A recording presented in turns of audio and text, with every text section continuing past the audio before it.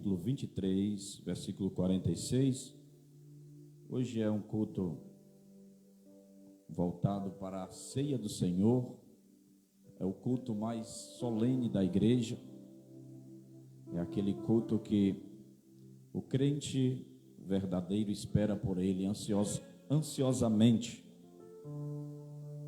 Não vê a hora de estar na casa do Senhor, comendo do pão e tomando do vinho, do cálice, do sangue do Senhor. Lucas 23, nós vamos ler a partir do versículo 44, certo? E leremos até o versículo 46. Diz assim, eu vou ler na nova versão internacional. Talvez esteja um pouco diferente da sua, mas é pouca coisa. Diz assim, já era quase meio-dia. Na sua deve ter a hora sexta. E trevas cobriam toda a terra até as 3 da tarde. Na sua tem até a hora 9. O sol deixara de brilhar. E o véu do santuário rasgou-se ao meio. Versículo 46. Jesus bradou em alta voz: Pai, nas tuas mãos entrego o meu espírito. Tendo dito isto, expirou. Eu vou contar de 1 até 3, você vai ler esse versículo 46, de acordo aí com a sua versão, a tradução da sua Bíblia, você vai ler em alto e bom som, tá certo? 1, 2, 3.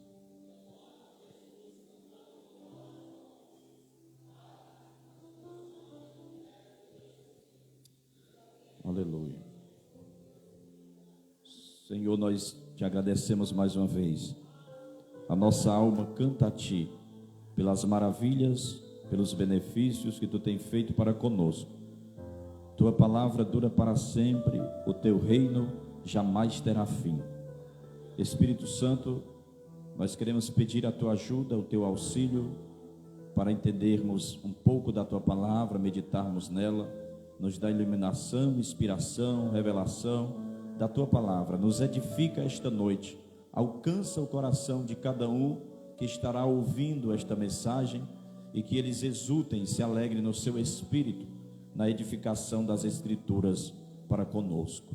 No nome de Jesus, é o que nós te pedimos e já te agradecemos. Amém. Amém. Graças a Deus. Você pode sentar. Aleluia. Nós temos aqui, neste versículo 46 do Evangelho do Médico Amado de Lucas, o registro da 7ª expressão que o Senhor diz na cruz. Talvez, é provável, que Jesus ele tenha falado muito mais do que 7 palavras na cruz. Mas os evangelistas, eles registram 7 expressões de Jesus na cruz. Dentre Mateus até João, eles vão descrevendo, e quando se conta os relatos da cruz do Calvário, nós vemos que os evangelistas, eles colocam 7 expressões de Cristo na cruz. A primeira palavra que ele fala é uma palavra voltada a perdão, é uma palavra de perdão, porque ele intercede e ele diz: Pai, perdoa-lhes, porque eles não sabem o que fazem. A segunda expressão que aparece, Jesus falando na cruz, é uma palavra voltada para a salvação, porque ele olha para o ladrão que está à sua direita, e no diálogo que ele tem com ele, Jesus diz: hoje mesmo estarás comigo no paraíso. A terceira expressão que Jesus demonstra na cruz, que ele profere com seus lábios, é uma palavra de afeição, quando ele olha para João, o discípulo amado, e para sua mãe Maria, e ele diz: mãe, eis aí o teu filho, filho, eis aí tua mãe. A quarta palavra é uma palavra de angústia, porque ele clama e diz: Deus meu, por que me desamparaste? A quinta palavra traz embutida nela uma palavra de sofrimento, porque Jesus, ele sabendo que a Escritura estava sendo cumprida, ainda faltava algo se cumprir, e para que a Escritura fosse completamente cumprida, ele diz: tenho sede. E alguém pega uma esponja, embebe no vinagre e dá para ele tomar. A sexta palavra não é uma palavra de sofrimento mais, mas é uma palavra de vitória, porque ele diz: está consumado. Aleluia. E a sétima palavra, a sétima expressão é uma palavra de contentamento. É esta que nós lemos, porque ele diz: Pai, nas tuas mãos eu entrego o meu espírito. Estas palavras é o último ato do Salvador antes de expirar. E sempre é notório e notável nós prestarmos atenção nas últimas palavras de um homem. Todos os homens, os principais homens deste mundo, que tiveram destaques no meio da nação e da sociedade, as pessoas procuraram ter a preocupação de registrar as suas últimas palavras. Aquele homem que foi um grande presidente da história do Brasil, chamado Getúlio Vargas, ele deixou uma expressão que crava-se na história até hoje.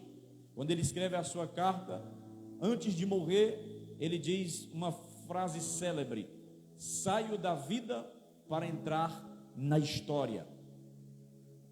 Frank Sinatra, um grande cantor norte-americano, ele andava no meio da rua e não podia nem andar porque a sua popularidade era muito grande. Ele conquistou o coração de várias moças, de muitos fãs. Foi um homem poderoso, popularmente falando. Mas o registro que se tem das suas últimas palavras em inglês é I'm lost. Ele diz: eu perdi, ou eu estou perdido. Que leva a pensar por que ele falou que estava perdido. Será que ele estava vendo que estava morrendo sem Cristo? Será que ele estava sentindo alguma coisa que levou a ele ver no seu interior um vazio que só era preenchido por Deus? Então é importante nós observarmos no memorial das pessoas que morrem quais são as últimas palavras que elas proferem. Esse texto é importante porque nós não temos aqui as últimas palavras de um popstar. Nós não temos aqui uma palavra de um grande político em destaque. Nós temos aqui a palavra do próprio Salvador antes de expirar. Foi um ato de contentamento, foi um ato de fé, foi um ato de confiança, foi um ato de amor. A pessoa a quem ele confiou o precioso tesouro do seu espírito. A Bíblia diz que ele confia ao Pai. Aquilo que foi entregue nas mãos do Pai foi o seu espírito que estava prestes a se separar do corpo. E nós observamos que o homem, doutrinária e teologicamente falando, ele é um ser tricotômico, ou seja, ele é um ser tripartido. O homem ele é formado por corpo, alma e espírito. 1 Tessalonicenses capítulo 5, versículo 23, Paulo diz: o mesmo Deus de paz vos santifique em tudo, e todo o vosso espírito, alma e corpo sejam plenamente conservados, irrepreensíveis para a vinda do nosso Senhor Jesus Cristo. O homem é um ser tripartido, ele é tricotômico. Zacarias capítulo 12, versículo 1, Zacarias, beijo de inspiração profética, ele diz que o Senhor estende os céus e é ele que forma o espírito dentro do homem. Também Números capítulo 16, versículo 22, a Bíblia diz que Deus é o Deus dos espíritos de toda a carne. Eclesiastes 12, versículo 7, o sábio Salomão, ele diz que o pó volta à terra como era, e o espírito volte a Deus que o criou, que o fez. Então Jesus, ele está trazendo aqui a última palavra que saiu dos seus lábios, antes dele expirar, e antes que ele diga: Pai, eu entrego meu espírito em tuas mãos, nós observamos que esta é a 7ª palavra dele, é a 7ª expressão que saiu dos seus lábios. E quando nós olhamos para o número 7, nós vemos que 7 é o número de inteireza, é o número de perfeição. 7 também na Bíblia é um número voltado para a questão do descanso em uma obra encerrada. Por exemplo, em Gênesis a Bíblia diz que Deus criou o mundo em 6 dias. Ele cria os céus e ele cria a terra. E no 7º ele descansou, contemplando assim a satisfação daquilo que ele pronunciava ser muito bom. Ele descansa na obra que ele fez. Ele se regozija na obra que ele fez. Essa expressão descansar não significa que ele pegou uma rede, né, e se deitou e descansou. Não. Aí ele está se deleitando, ele está se regozijando. E o sentido da palavra no hebraico significa não mudar a realidade das coisas. Ou seja, ele fez o céu, colocou as estrelas, ok. E ele foi no outro dia fazendo a terra, criou os peixes, animais. No outro dia ele cria as aves, as ervas. No outro dia ele vai criando, ele vai criando e ele vai criando. A cada 6 dias, a cada dia, ele vai mudando a realidade das coisas, trazendo à existência, pelo poder da sua palavra, aquilo que não existia. Quando ele vê que tudo estava pronto, aí ele cessou de criar e não mudou mais a realidade das coisas. Isso significa descansou das suas obras. Por exemplo, para ficar mais claro para você, quando Jesus chega naquela sinagoga que o homem está com a mão mirrada, atrofiada, ele está escondendo a mão ali no meio do povo, Jesus diz: levanta-te e vem para o meio, estende a tua mão. E o homem com vergonha assim, porque ele não podia nem estar ali, a mão dele era defeituosa, e ele coloca a mão, estende a mão. Jesus cura a mão daquele homem, e os fariseus criticam Jesus por ser um dia de sábado. Só que Jesus não era que estava quebrando o sábado, porque quem estava quebrando o sábado era a mão daquele homem, porque Deus não a criara assim. Então Jesus traz novamente ao estado original de como ele tinha criado. Então isto é o sábado de Deus, é trazer de volta a realidade desde a origem.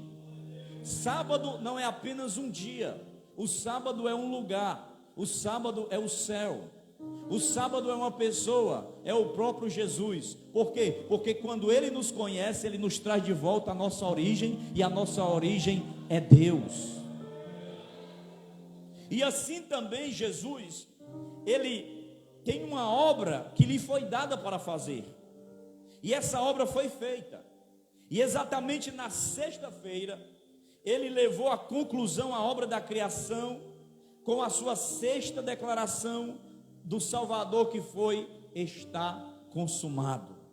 Então, na sexta-feira, na sua 6ª expressão, ele diz: está feito, está pronto, a obra foi completa, porque ele diz: está consumado. Essa palavra consumado no grego é pleroma, é plenitude, é uma medida que se enche, que já foi assinado, decretado, já foi autorizado e terminado a obra que foi confiada a ele. Os 7 brados do Senhor, 3 brados, ele fala a respeito dos homens, ele fala direcionado aos homens, ladrão, à mãe e ao povo. 3 brados foram dirigidos a Deus, ele ora pelos transgressores, ele expressa o seu lamento, e depois ele entrega o Espírito. Um brado ao ouvido de Deus e dos homens, e dos anjos e do diabo, da natureza toda, foi o seu brado final, que ele fala aos homens, a Deus e à criação, e ao diabo e aos anjos e a toda a natureza, quando ele diz: está consumado, eu já terminei a obra. Que fique registrado, que todo mundo saiba, no céu, na terra, debaixo da terra, que eu fui até o fim, que eu completei a missão que o Pai me deu. Oh, aleluia! Mas preste atenção ainda nesta introdução, que eu quero repassar para vocês.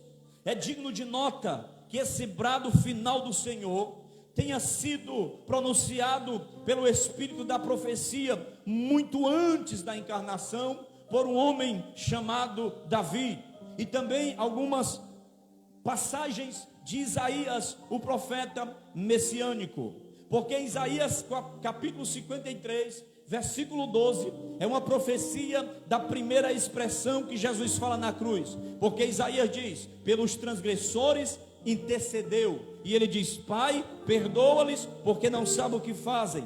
A segunda expressão, ele fala para o ladrão, Mateus capítulo 21, no versículo 1, e versículo 21, o anjo disse: o nome do menino será Jesus, e ele salvará o seu povo dos seus pecados. A segunda expressão que ele fala para a sua mãe é uma profecia de Simeão, em Lucas capítulo 2 e versículo 35, quando ele olha para Maria e lança uma profecia dizendo: uma espada traspassará a tua alma. Ele falava do sofrimento de Jesus lá na frente. Lá na quarta expressão é uma profecia que se cumpre de Davi, lá no Salmo 22 e versículo 1, quando ele diz: Deus meu, por que me desamparastes? Há milhares de anos atrás, Davi já escreveu o Salmo 22, dizendo: Lama, lama, sabachthani, Eli, Eli, lama, sabachthani, Deus meu, por que me desamparaste?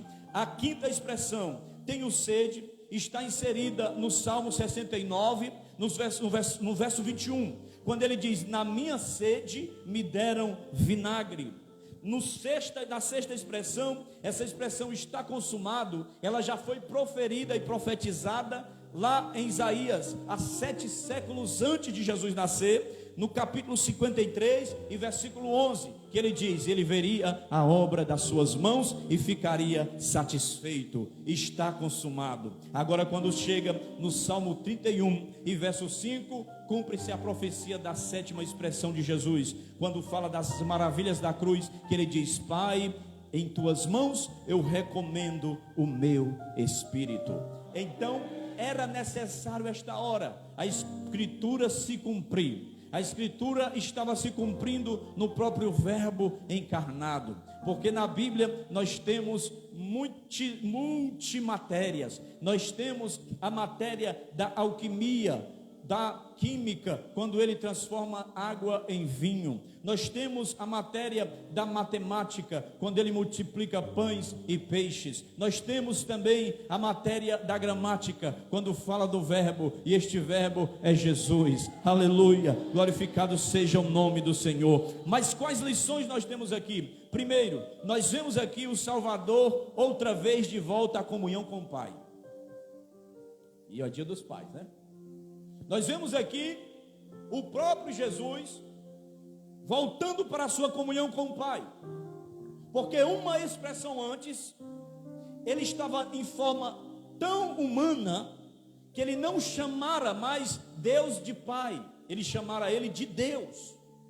Ele diz: Deus meu. Mas agora, quando ele vai lançar a última expressão, ele não chama de Deus, ele diz Pai. Aleluia. No Sermão do Monte ele usa a expressão Pai 17 vezes. Em João, no capítulos 14 até o capítulo 16, ele usa a expressão Pai, vai aparecer mais ou menos ali 45 vezes.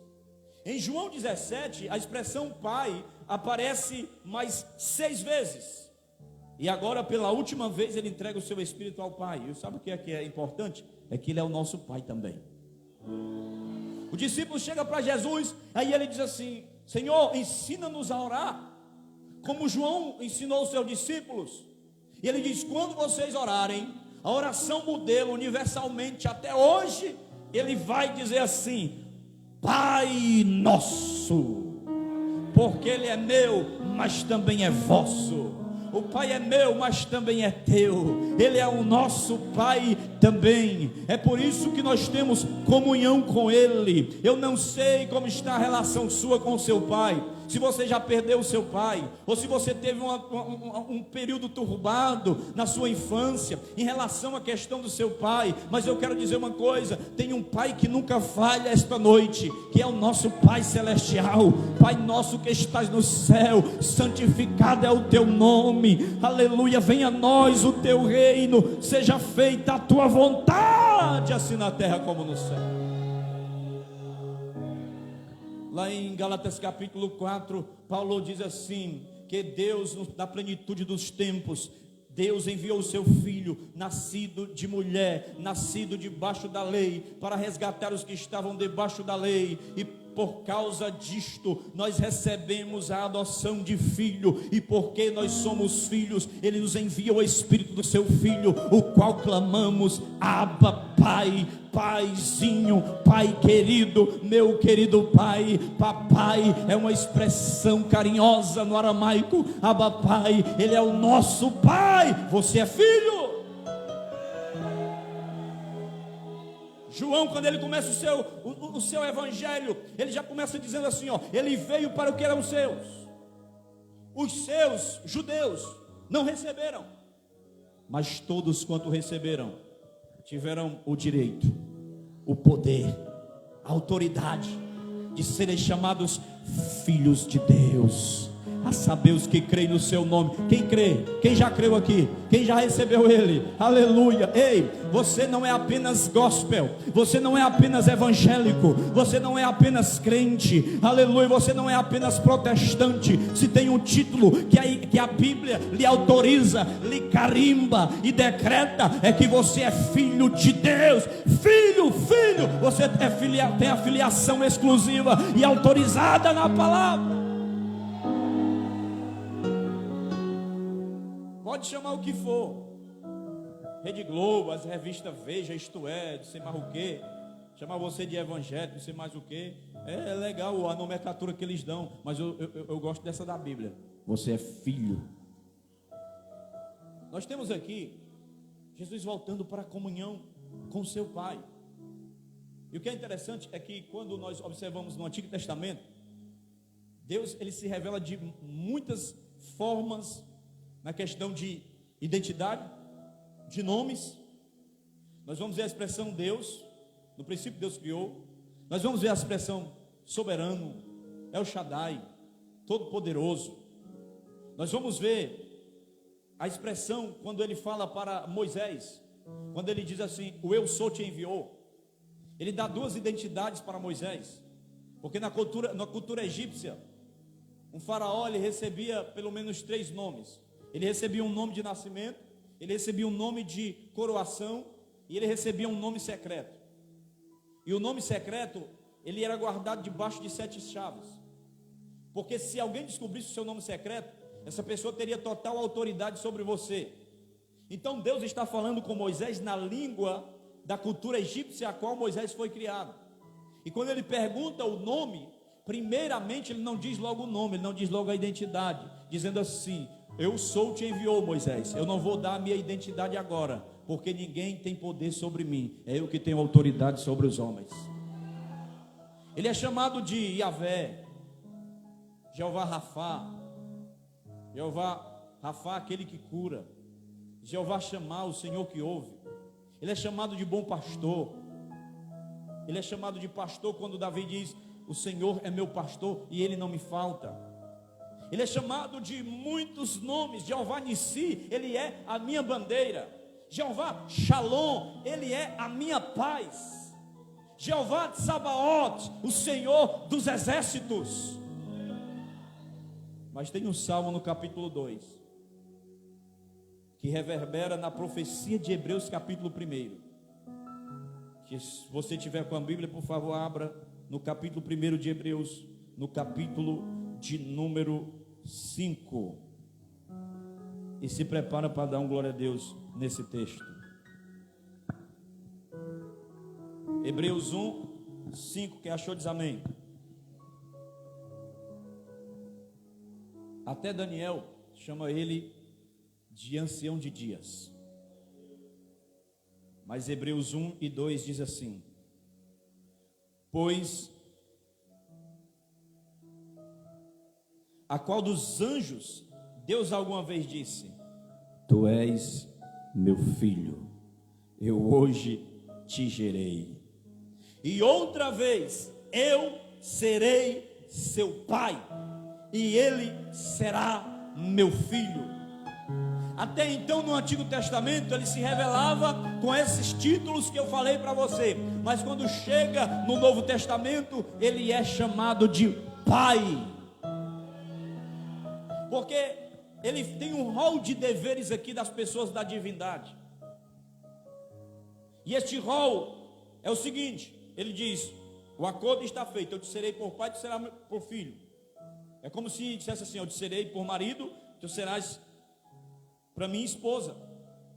Eu te serei por pastor, e vós serás para mim ovelhas, e etc. Então o pai, ele se dá primeiro. O pai, ele se dá primeiro, ele se entrega primeiro. Existia uma grande corte, uma tribo, e o chefe da tribo, ele escreveu e lavrou um decreto de lei dizendo: quem matar, quem assassinar, vai ser arrancado seus 2 olhos. Ninguém matava por causa dessa lei marcial. Mas um dia ele está na sua tenda e chega uma caravana de homens correndo atrás de um cara. E o rapaz entra na tenda desesperado, e eles cercam a tenda, e o homem diz: o que foi que aconteceu? Perdão, era só os homens, não tinha trazido o assassino. Aí ele disse assim: olha, tem um homem aqui que nós vamos matar, vamos arrancar os 2 olhos dele. Por quê? Porque o Senhor mesmo colocou a lei e disse que se alguém matasse, ele arrancaria os 2 olhos. E ele disse: sabe quem é esse homem que matou um ali? É o seu próprio filho. O que era que você faria? O seu próprio filho. A lei foi você que colocou. Não dava para você voltar atrás. Aí ele olha assim e diz assim: se é olhos que a lei quer, é olhos que a lei terá. Arranque os meus 2 olhos. Porque ele preferiu dar os olhos no lugar do filho. O pai se dá primeiro. Os olhos era para ser arrancado nosso, mas ele foi na cruz. Eu me entrego. Em outra história de tribos desses beduínos, alguém também correu atrás de um rapaz que tinha matado o outro. E esse rapaz entrou na tenda do chefe. E ele disse: olha, a lei diz, quem morreu morre também. Aí disse: não, mas ele está dentro da minha tenda, e na minha tenda ninguém morre. Aí ele disse: mas você não sabe quem ele matou. Ele matou o seu próprio filho. Não tem problema, eu perdoo ele, e a partir de hoje ele será o meu filho. Eu adoto por filho, porque de trás da cruz tem a tenda do perdão. O Filho de Deus foi morto pelos meus e pelos teus pecados, mas o perdão de Deus veio sobre nós através do sangue do seu Filho. Aleluia. Então o pai se dá primeiro. O pai, ele se entrega pelo filho.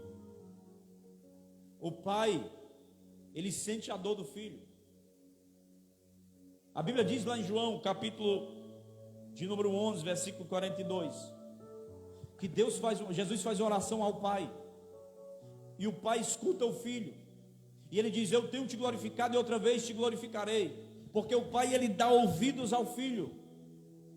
Hoje nós temos uma correria louca, e muitas vezes nós não paramos nem para ouvir os nossos filhos. Às vezes eles estão chamando a nossa atenção, quer falar alguma coisa com o pai, mas é difícil, é mais fácil falar com o presidente do que falar com o pai, porque ele não para em casa, ele está sempre ocupado. Pai, não, peraí, minha, não estou podendo agora não.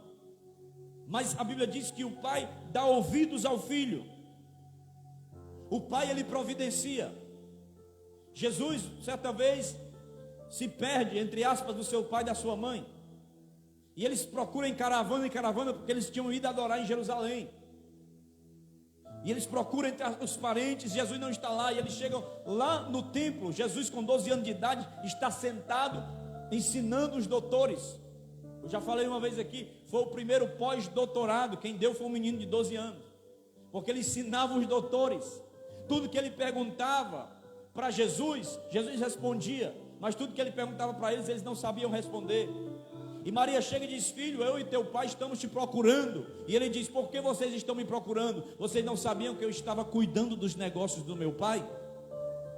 Quando Jesus, ele vai para a tentação, ele sofre tentações físicas, ele sofre tentações a nível moral, ele sofre tentação espiritual, mas no final de tudo, que ele vence a tentação, a Bíblia diz que os anjos vêm e o serviam. Por quê? Porque o Pai providenciou tudo para que Jesus precisava para vencer as tentações. Sabe o que é que acontece? Ele providencia a bênção para Jesus nas 3 áreas que ele venceu. Ele providencia a bênção para a área física, ele providencia a bênção para a área do corpo e para a área do espírito. Quando você vence a tentação, o Pai, ele te recompensa e te dá galardão. Se você aguentar firme, se você suportar a prova, resistir o diabo na fé e ele fugirá de vós. Se você não desistir no meio do caminho, a Bíblia diz que se na angústia a tua força for pequena, você vai desistir e sofrer, perder facilmente. Mas se você resistir com as armas espirituais, o seu Pai já tem tudo providenciado. E os anjos já estão torcendo por você. Ele vai conseguir, aleluia. E o Pai fica olhando, deixa ele vai conseguir. O Pai fica torcendo por você. Quando você chega lá na frente, a recompensa vem, o galardão vem. A Bíblia diz que Jesus, sabendo, aleluia, o prêmio da carreira que estava proposta, ele foi até o fim. Ele estava olhando a recompensa lá na frente. Por quê? Isso é uma lição de Deus para nós. Porque quando o filho erra, desobedece, nós queremos castigar os filhos. Mas quando ele acerta, às vezes a gente quer dar uma recompensa para ele. Mas Deus aqui, ele nos dá uma lição. Ele se entrega primeiro, ele dá ouvidos e ele faz uma preparação. Porque o Pai, ele é provedor. Nos últimos dias, eu e minha esposa tínhamos acompanhado um caso de um pai que separou-se, tem uma criança pequena, mas ele não está cumprindo a dar as coisas para o filho, e a criança está às vezes passando por necessidade, e dá uma raiva, irmão, porque isso é desumano. O filho é inocente, tem nada a ver com a briga, com o divórcio, com a separação dos pais.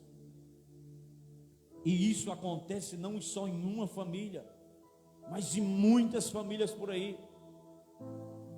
Levanta-se pesquisas que é uma das maiores porcentagens de jovens e adolescentes viciados em drogas é porque teve a ausência do pai na família. Se eu não me engano, 70% de adolescentes que engravidam é porque teve a ausência da figura paterna na família.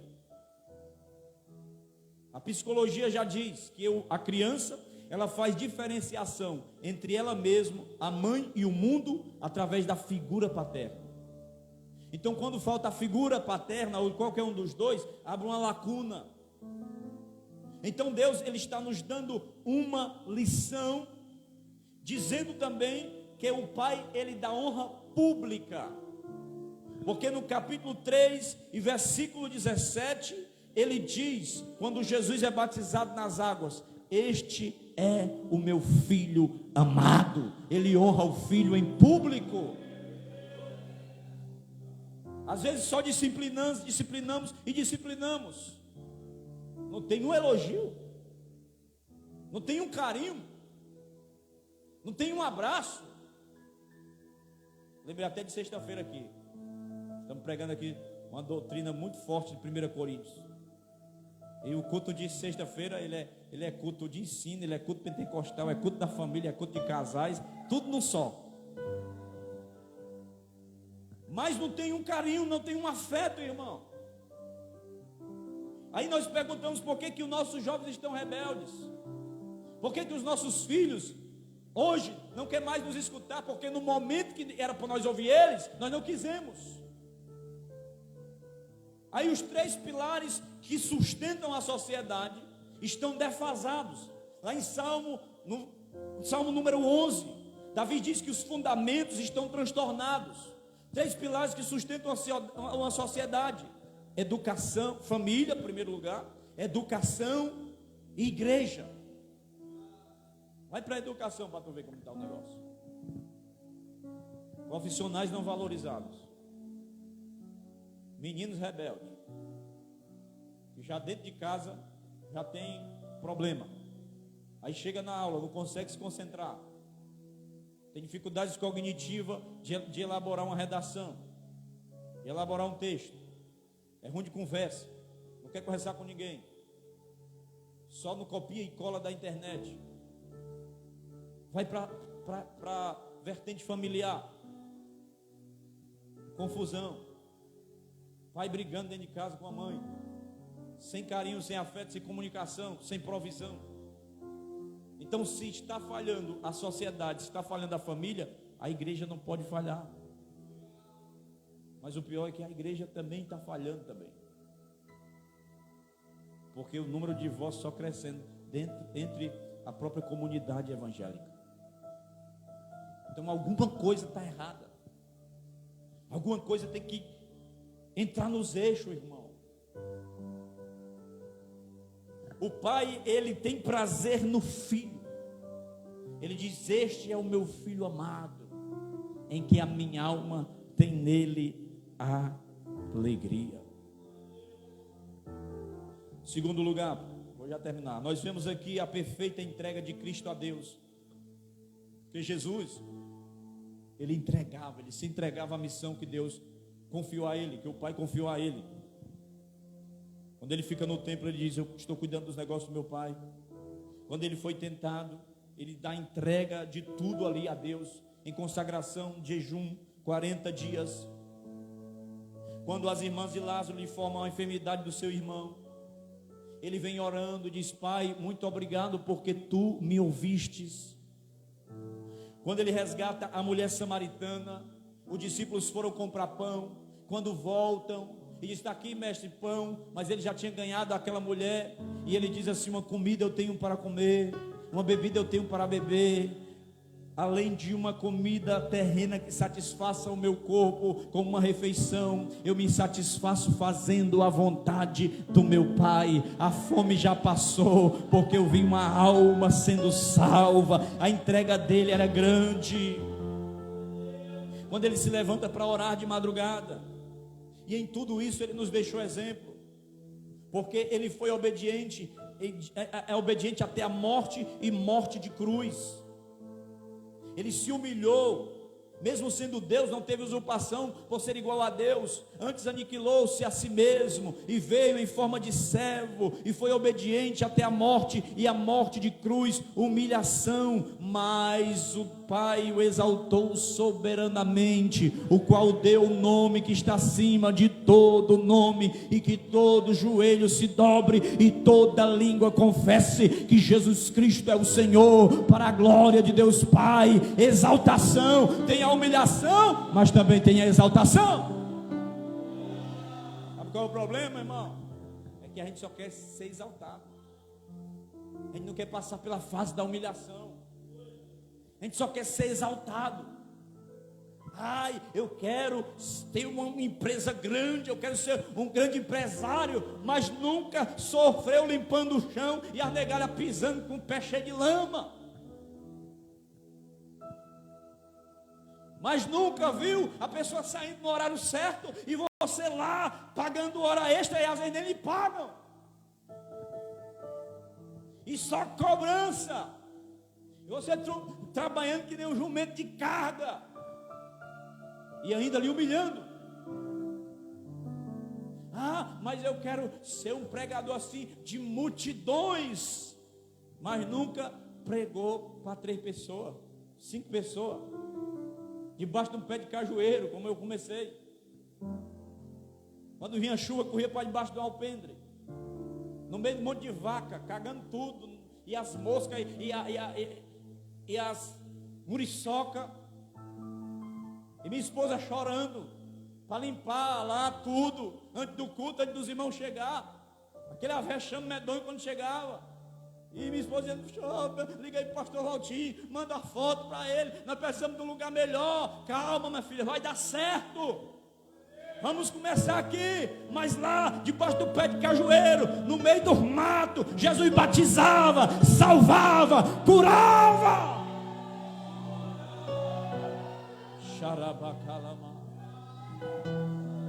Aí tem gente, irmão, qualquer coisinha já quer se exaltar, já quer um negócio medonho.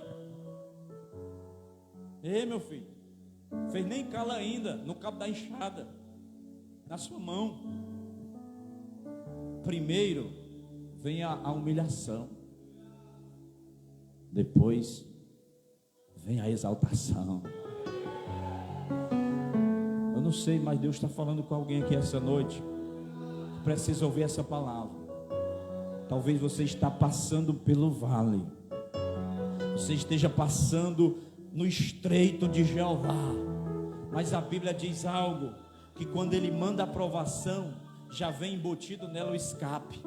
Paulo diz assim, ó: não vem sobre vós tribulação, o qual vocês não possam suportar, porque Ele sempre envia o escape, o livramento. A palavra é: suporta, não murmura, não negue a Deus, não negue a sua fé, porque Deus está contigo. E Paulo dizia: eu sei ter roupa e sei padecer necessidade, eu sei estar com a barriga cheia e sei o que é passar fome, eu sei estar feliz, mas sei também chorar. Mas tem uma coisa: eu posso todas as coisas naquele que me fortalece.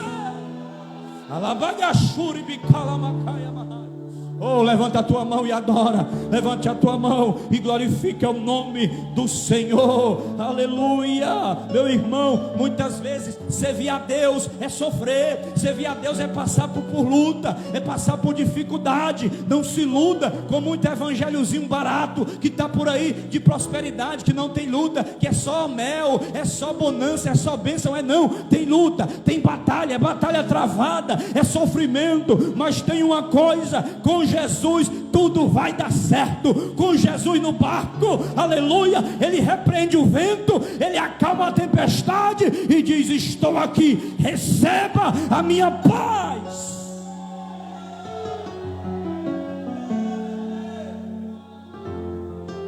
Nós queremos de Deus, queremos e queremos, mas não queremos entregar nada. Nós vemos aqui uma entrega do filho ao pai.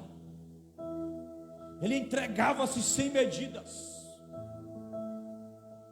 Nós não queremos passar nem 6 horas jejuando, nem até meio-dia, já estamos morrendo.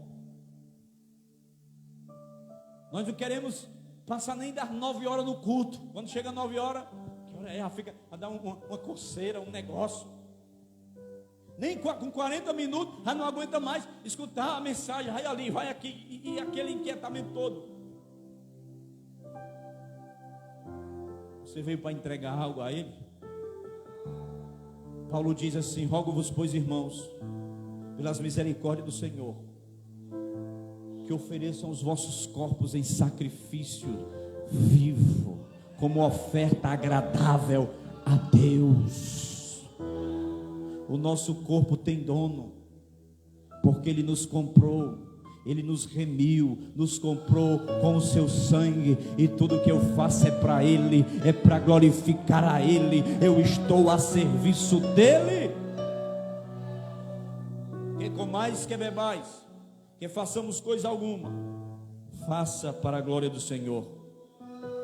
Terceiro lugar, nós vemos aqui a absoluta singularidade do Salvador, porque ele, Marcos, a Bíblia diz que ele despacha o Espírito. Mateus, em Marcos diz que ele libera o sopro do Espírito para fora. Em Lucas diz que ele encomendou o Espírito, no grego. Em João diz que ele liberou o Espírito, revelando a sua humanidade, mas de acordo com a sua divindade, como alguém que tem o completo poder, ele libera o seu Espírito. Jesus não estava inconsciente, ele estava plenamente consciente das suas faculdades mentais.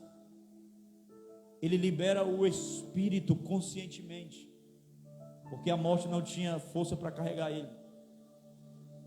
Lá em Hebreus 9:27, a Bíblia diz assim: está aos homens ordenado o quê? morrer uma só vez, vindo depois disso o juízo. Observe o processo. Primeiro vem a morte para os homens, depois vem o juízo após a morte.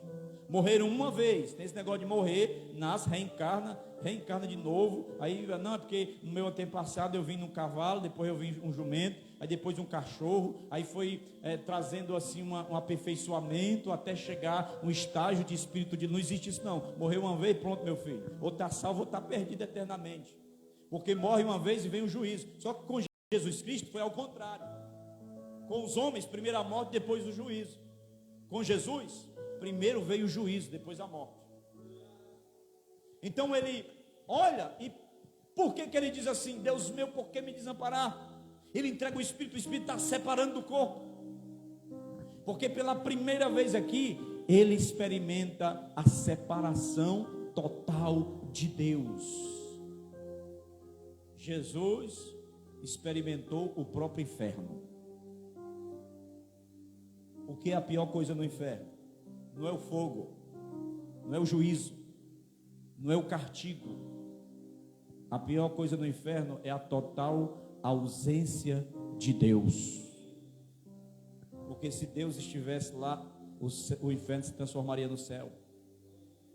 Então ele experimentou no nosso lugar o castigo eterno, o inferno, a separação de Deus.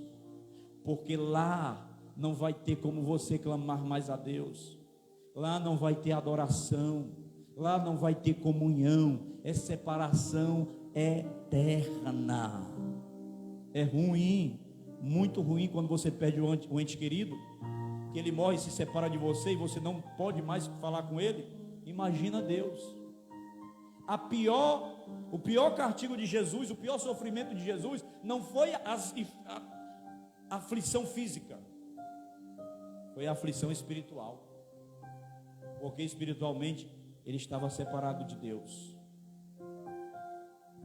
Mas a Bíblia diz que ele suporta o juízo de Deus. Ele suporta o juízo de Deus contra os nossos pecados, nos dando a lição que ele passou, não precisa a gente passar. Depois ele morreu, mas ele morre como o príncipe da vida. E eu sempre gosto dessa parte. É ceia, nós estamos aqui celebrando a morte de Jesus, memorando, lembrando do que ele fez por nós na cruz.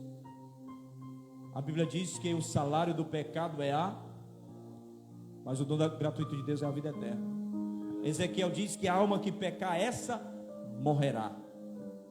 Só que há um problema aqui. A morte teve uma grande dor de cabeça, porque qualquer homem morre porque ele é pecador, ele é mortal. Só que Jesus não tinha pecado. Como a morte levaria alguém que não tinha pecado? E ele viu que a morte estava com dificuldade. O corpo de Jesus entra no túmulo e a morte fica lá tentando levar ele e autorizar para o diabo levar o corpo dele para o Hades, para o lugar de tormento, ou Sheol. E ela foi fazer a autópsia. Toda pessoa que morre passa por autópsia, né? Tem um médico lá, legista, que vai fazer a autópsia do corpo e comprovar e assinar que realmente a pessoa morreu. Aí Jesus lá na cruz, aí disse: eu vou facilitar para ti, morte. Onde é que está o teu poder? Onde está o morte, a tua força?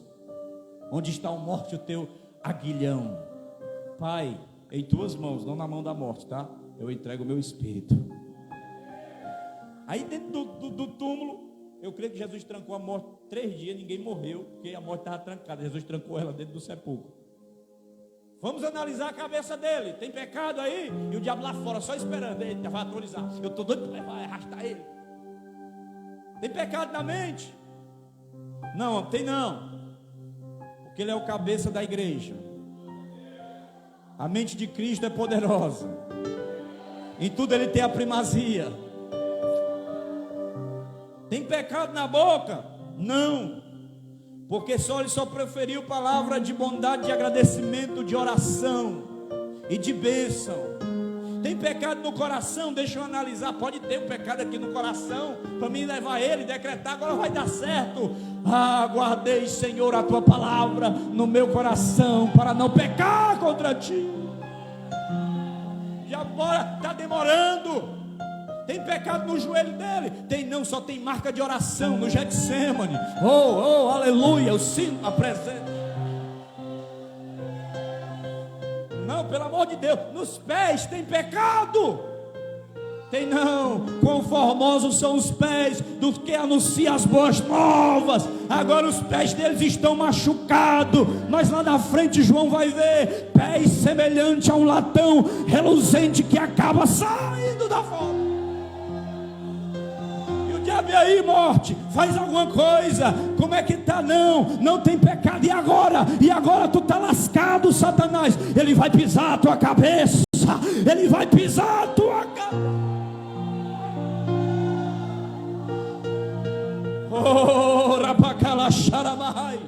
Eu não sei se você não está se alegrando com essa mensagem, mas essa mensagem está falando da sua vitória. Aleluia. A Bíblia diz: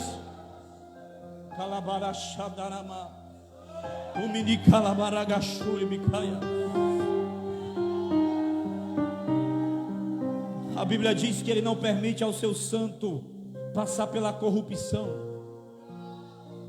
porque toda pessoa que morre depois de 24 horas, por mais que a minha esposa me ame, ela não vai aguentar mais ficar com o meu corpo lá no caixão, dentro da sala ou em algum lugar, porque não vai mais suportar, porque é a natureza humana, porque por um homem a desobediência, o pecado, a morte entrou no mundo.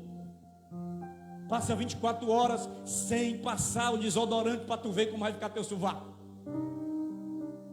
Passa 24 horas sem escovar o dente para tu ver quando tu abrir a boca. É a natureza humana. Até a toalha fede depois de você se enxugar várias vezes depois do banho. É a natureza humana. Depois de 24 horas a pessoa morre, um bichinho começa a corroer as carnes, a coluna vertebral vem até o alto da cabeça, e esse bichinho é chamado de corrupção, porque ele corrompe o corpo, ele traz putrefação ao corpo. Só que a Bíblia diz que Deus não permitiu ao seu santo a corrupção chegar, porque ele não tinha pecado. Antes que o micróbiozinho, os bichinhos fosse comer o corpo de Jesus, não dava tempo, porque ele já tinha ressuscitado e estava triunfante em glória. Aleluia. Nós vemos aqui em quarto lugar, para me concluir, mas quem está aí dá um glória a Jesus. Eu sinto Deus nessa mensagem, eu sinto Deus aqui neste lugar. Nós vemos aqui um lugar de segurança eterna. Aonde foi que ele entregou o Espírito? Entregou para quem? Nas mãos a mão do Pai. É um lugar de segurança eterna. Naquela mão o Salvador encomendou o seu povo. 1 Pedro capítulo 1 versículo 5 diz que mediante a fé estáis guardados na virtude de Deus para a salvação, já prestes a se revelar no último tempo. Elias diz assim: não chove mais aqui e se acabou tudo, não vai mais chover não, quem está mandando aqui sou eu que estou falando aqui, não vai mais chover, não choveu. Aí depois passou 3 anos e meio, aí ele correu lá no monte, aí diz: olha lá menino, vou orar aqui, botou a cabeça entre os joelhos, manda chuva aí Senhor, manda chuva Jeová, pode mandar chuva. Aí vai lá, olha se tem alguma nuvem, tem não, tem não, tá tudo, tá aberto o céu, o sol tá tinindo aqui, vai de novo, aí vai uma vez, vai 2 vezes, vai ter 7 vezes, eu estou vendo alguma coisa. O que é que tu está vendo? Uma nuvem do tamanho da mão de um homem. É tudo que eu preciso, é tudo que eu precisava, era a mão dele, pode ir. Vai correndo e diz para Acabe: aparelha as carroças, aparelha o carro e corre, porque eu já ouço o barulho, o ruído de uma tempestade. Vem chuva aí. Aleluia. Nós estamos seguros no braço do Pai. Não há quem possa livrar alguém das minhas mãos, porque operando eu, quem impedirá? João capítulo 10, versículo 28, fica de pé. Jesus vai dar 3 promessas que ninguém neste mundo pode dar, só Ele. Primeira promessa: dou-lhes a vida eterna. Segunda promessa: jamais perecerão. Terceira promessa: ninguém arrebatará da minha mão. Nenhum líder, nenhum homem proeminente, sábio, déspota, intelectual, governamental desta terra teve coragem de dar estas 3 promessas. Somente uma pessoa: Jesus. Abraham Lincoln foi um grande presidente exemplar e famoso nos Estados Unidos, mas nunca ele pôde dizer: eu lhe dou a vida eterna. Nunca ele pôde dizer: você jamais perecerá estando comigo, porque ele mesmo morreu. Ele nunca pôde dizer: ninguém arrebatará da minha mão. Mahatma Gandhi, um grande sábio que agrariou muitos discípulos no hinduísmo com a sua doutrina, ele nunca pôde dizer que daria a vida eterna a alguém. Pelo contrário, ele disse: se eu morrer, eu fracasso. Mas Jesus disse: se eu morrer, a vitória está na minha morte, porque eu tenho autoridade de retomar a minha vida de novo. Siddhartha Gautama, que é o nome de Buda, que fez muitas frases e todas aquelas meditações e aquelas palavras que ainda hoje tem discípulos dele. Ele foi um homem muito conhecido mundialmente, mas ele não pôde dizer: eu dou a vida eterna, você comigo jamais perecerá, ninguém vai lhe arrebatar da minha mão. Ele não pôde dizer, porque só teve um, Jesus Cristo, que deu essa promessa: eu te dou a vida eterna. Você não vai perecer, ninguém vai te tirar da minha mão, nem o diabo, nem o pecado, nem o mundo, nem o inferno. Tu estás seguro comigo, Jesus Cristo. E por que eu prego Jesus? Porque Ele é a síntese perfeitíssima de todos os opostos. Jesus é o fundamento de tudo e não precisa de fundamento algum. Jesus é um motor que move tudo, mas Ele mesmo não é movido por nada. Ele é o princípio, aleluia, constitutivo, verdadeiro e construtivo de todas as realidades. Na sua vida, Ele é o meu exemplo. Na sua morte, Ele é a minha propiciação. Na sua ressurreição, Ele é o conquistador. Na sua ascensão, Ele é o Rei. Abrai, ó portais eternos, para que entre o Rei da Glória. E quem é o Rei da Glória? É o Senhor dos exércitos, poderoso nas batalhas. Ele é o Rei da Glória. Ele é o médico que cura as doenças. Ele é o advogado das causas perdidas. Ele é a vida ideal da biologia. Ele é o homem ideal da antropologia. Ele é o Deus ideal da teologia. Aleluia. Ele é o sol da astronomia. Glorificado seja o nome dele. Ele é o verbo da gramática. Ele é o número da matemática. Ele é o Rei dos reis e Senhor dos senhores. Ele é o generais dos generais, o brigadeiro dos brigadeiros. Aleluia. Ele é o Senhor, a raiz e a geração de Davi, que tem a chave na mão, que abre e ninguém fecha, que fecha e ninguém abre. Ele é, o que era e o que há de vir. Aleluia, aleluia. Ei, meu irmão, não se preocupa. Ele estando contigo, ninguém vai ficar de pé. Nem o inimigo ficará de pé na tua frente. Nem morte, nem depressão, nem angústia, nem ansiedade. Porque Ele tira tudo. Ele derruba o teu fardo pesado e te dá um fardo leve, leve, leve, de virtude. Fecha os teus olhos e adora.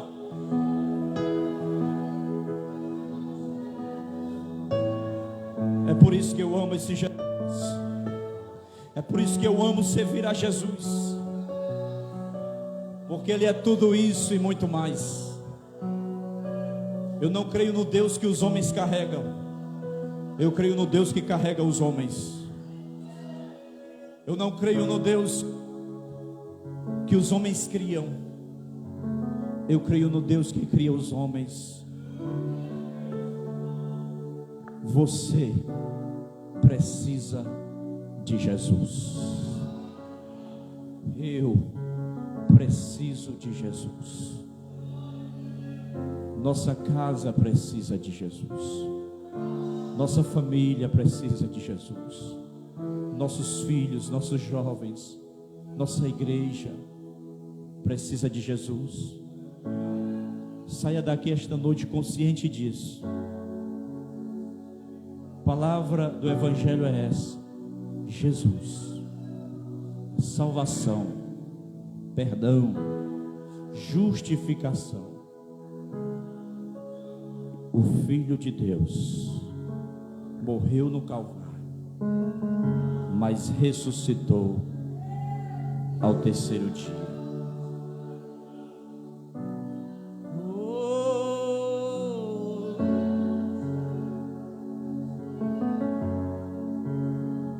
Aleluia.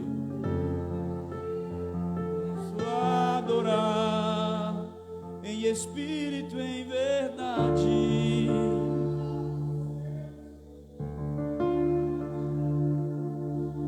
Declarar de novo meu amor a Jesus, meu Rei, meu Salvador.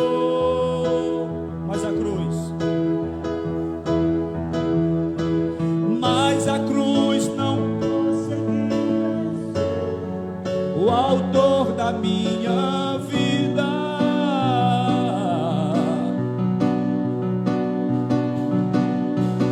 aleluia,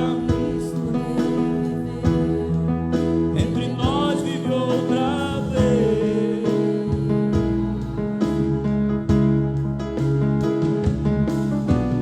Novamente posso adorar em espírito e em verdade.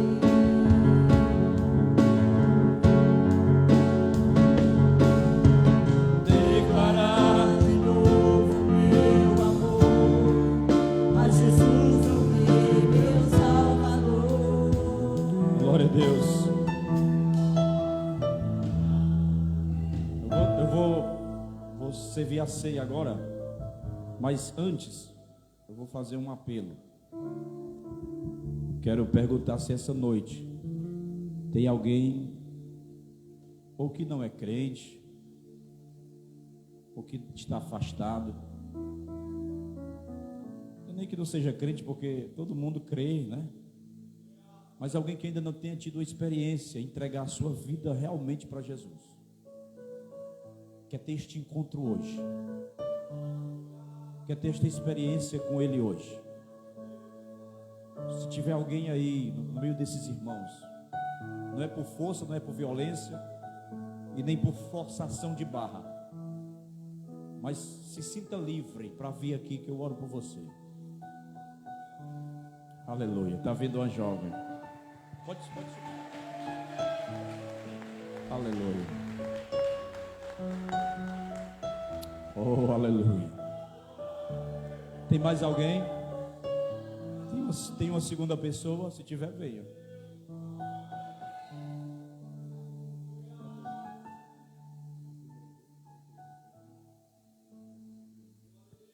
Ela está se reconciliando. E eu senti no meu coração que ela ia vir. Porque Deus está dando esta oportunidade a ela. Como todos os dias nós temos oportunidades. Quando ouvires a voz do Senhor, não endureçais o vosso coração. Se tiver mais alguém, vem. Eu vou orar por ela agora. Ah, pastor, estou assim meio desanimado, estou desviado, estou longe de Deus. O momento é agora. Se reconciliar, de voltar ao Senhor. Eu vou orar por ela. Vou orar pela Camila. Estenda as suas mãos para esta jovem. Senhor, eu apresento a vida desta jovem, que hoje ela está declarando publicamente que quer servir a Ti, renovando as alianças contigo, como o filho pródigo que tinha ido embora, mas perdido foi achado, estava morto e reviveu. E eu declaro, Senhor, que o diabo acaba de perder ela para sempre, e o Senhor a tome em seus braços abençoe a vida dela, perdoe os seus pecados, traga renovação, traga libertação, repreendendo todo mal, toda opressão, que a tua bênção esteja sobre a vida dela. Como igreja e como família, nós a abençoamos. Desfaz tudo aquilo que o diabo, Senhor, arquitetou contra a vida da Camila. Desfaz agora, esbagaça todo o mal, e que o teu refrigério, o teu fogo e o teu espírito tome de conta da sua vida a partir desse momento, no nome de Jesus. Amém, amém e graças a Deus. Alguém vai pegar seu nome, tá bom? Aquela moça de rosa lá atrás, ó. Aquela irmã. Aleluia, glória a Deus, amém, irmã? Glória a Deus, aplauda aí bem forte.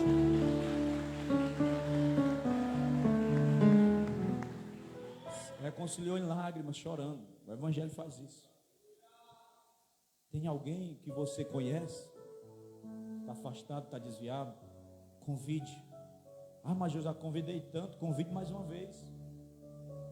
Sua missão é convidar, porque quando chegar aqui, Jesus recebe eles. 1 Coríntios capítulo 11, versículo 23.